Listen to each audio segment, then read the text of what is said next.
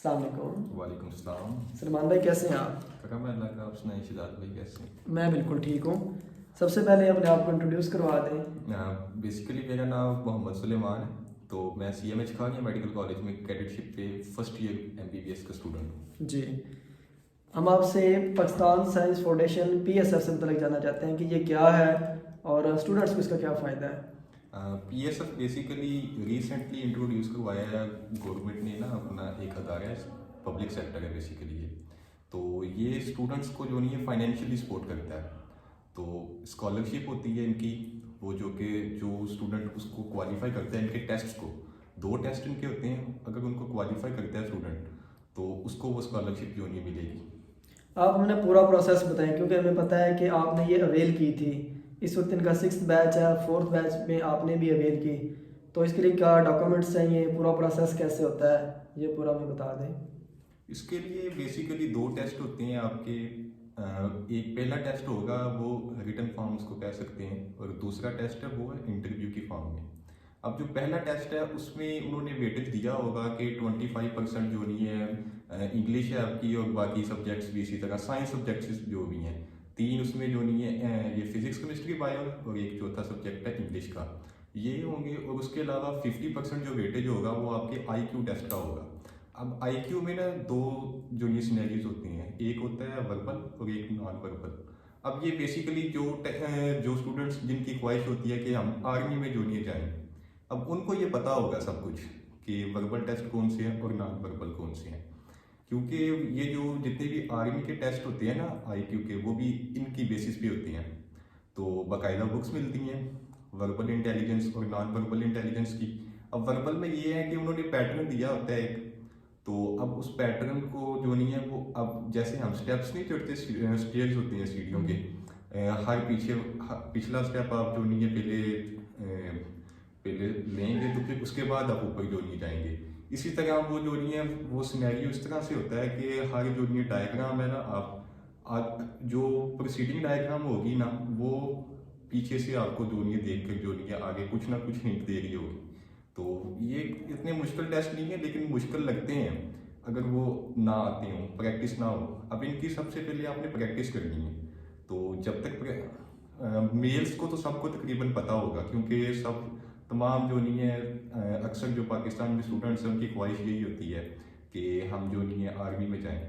तो फीमेल्स के लिए मुश्किल होगा तो वो अपनी भाइयों से पूछें, या ये है कि वो वर्बल नॉन वर्बल कैटेगरी लिखें यूट्यूब पे, तो वीडियो देख लेंगे तो वो सीक्वेंस को एक दफ़ा समझें तो बस उनके लिए कोई मुश्किल नहीं होगा। अच्छा, उसके बाद ये पूछना था कि ये मैट्रिक के स्टूडेंट्स के लिए है ना सिर्फ? हाँ, इसमें ये सिर्फ मैट्रिक के स्टूडेंट्स के लिए है।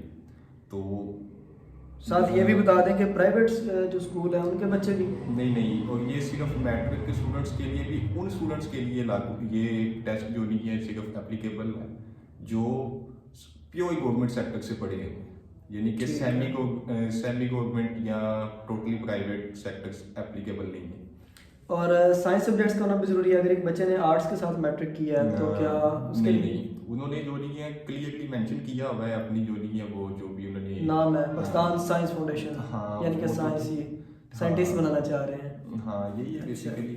तो ये स्टूडेंट्स के टैलेंट को जो नहीं है बेसिकली जज करना होता है। तो टैलेंट साइंस में ज़्यादा होता है मेरे ख्याल में, इसलिए ना तो साइंस को जो नहीं है कहते हैं कि प्रमोट करते अच्छा, उसके बाद ये डॉक्यूमेंट सारे कहाँ भेजने हैं, क्या तरीकाकार होगा? ये उन्होंने जो नहीं है अपने एड्रेस दिया हुआ है PSF का, बेसिकली इस्लामाबाद में ही है इनका। हाँ। तो उधर जो नहीं है वो सेक्टर जो भी दिया हुआ है, शायद आई थिंक H सेक्टर था। हाँ, H8 है। तो उधर जो नहीं है आपने ये अपने डॉक्यूमेंट्स अरसाल करने हैं। तो उसके बाद आपको जो नहीं है रोल नंबर स्लिप अलॉट होगी। उस रोल नंबर स्लिप के बाद आपको जो नहीं आपने जो सेंटर चूज़ किया होगा, सेलेक्ट किया होगा, उस सेंटर में आपका जो नहीं है टाइम होगा एक, उस टाइम के मुताबिक टेस्ट होगा।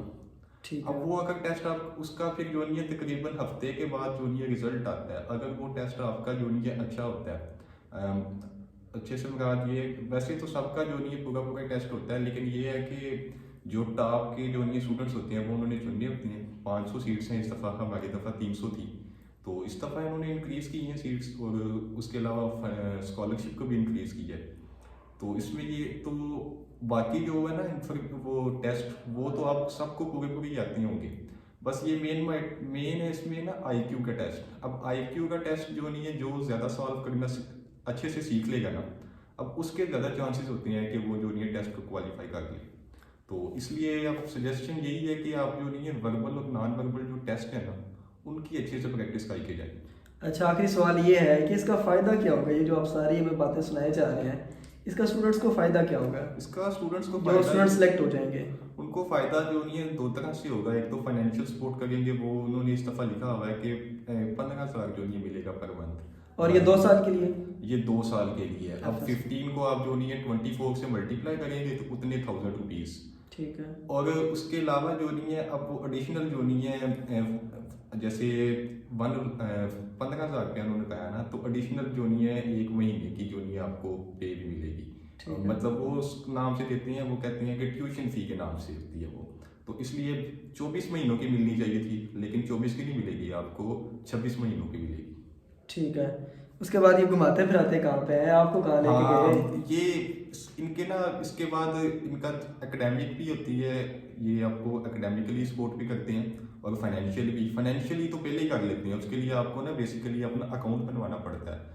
वो फादर या मदर का अकाउंट नहीं, वो उसको जो नहीं है मानते, आपको अपना अकाउंट जो नहीं है खुलवाना पड़ेगा। तो वो जिस बैंक में कहेंगे उस बैंक में जो नहीं है करवा लीजिएगा। और उसके अलावा ये एकेडमिकली भी है, और एकेडमिकली ये बेसिकली इस्लामाबाद सारा आपको ना घुमाए फिराएंगे, और जो स्टे होगा उधर ये। और ये जो टूर है ना, ये 2 तरह से होते हैं, एक होता है नेशनल और इंटरनेशनल भी। अब हमारी दफ़ा तो इंटरनेशनल ही था हो सकता, क्योंकि वो कोविड के डेज थे, तो इसलिए अब ये जो नहीं है हर बैच पे जो नहीं है वो इनकी अपनी मर्जी होती है, पता नहीं कैसे ये करते हैं। मेरा जो दोस्त था उसका इंटरनेशनल भी हुआ था, तो हमारी दफ़ा नेशनल था। तो नेशनल ये होटल ये चूज जो करते हैं वो है पीसी होटल करते हैं इस्लामाबाद का, पगल कॉन्टिनेंटल रावलपिंडी में है जो। और उधर जितने भी जो इंस्टीट्यूट्स होंगे ना या यूनिवर्सिटीज़, वो सारे आपको जो नहीं है ये विज़िट करवाएंगे उनका। ठीक है, आपका बहुत बहुत शुक्रिया। अगर स्टूडेंट से मज़ीद कुछ पूछा तो हम मज़ीद आपसे पूछ लेंगे। Thank you. जी, अल्लाह हाफिज़। कोई